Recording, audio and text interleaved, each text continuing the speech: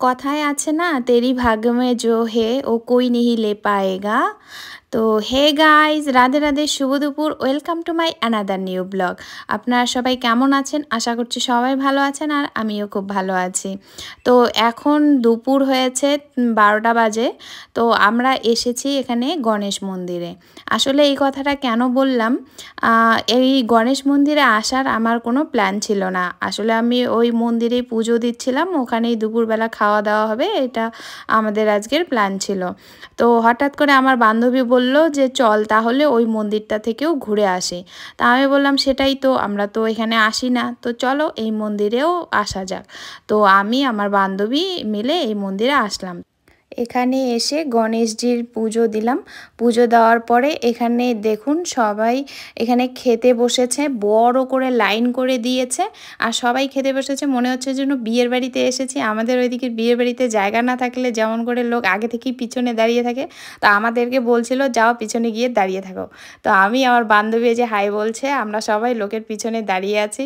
তো শেষে জায়গা পেয়ে গেছি আমরা। তো এখানের একটা জিনিস দেখুন, আমার খুবই ভালো লেগেছে, এত পরিষ্কার, এত সুন্দর আয়োজন, সুন্দর করে বসিয়ে দিয়েছে। এই যে দেখুন কত সুন্দর করে গ্লাস দিচ্ছে, পাতা দিচ্ছে, জল দিচ্ছে। তারপরে এই যে একটা দিল, এটার নাম জানি না, ডাল, শসা, তারপরে এই যে বিনস আর একটা সবজি দুটো দিয়েছে, নাম জানি না, আপনারা দেখুন। বাস এইটুকুই। আর এই যে দেখুন এভাবে লাইন ধরে ধরে সবাইকে খেতে দিচ্ছে। আমার ভীষণই ভালো লেগেছে।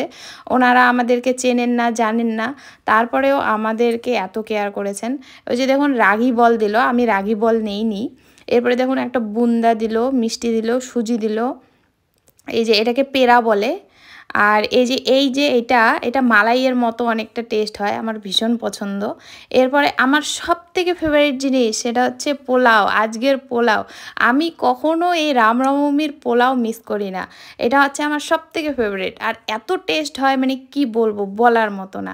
তারপরে একটা নারকেলের চাটনি দিল, আর শেষে দিয়েছিল ভাত আর একটা পাতলা মতো ডাল।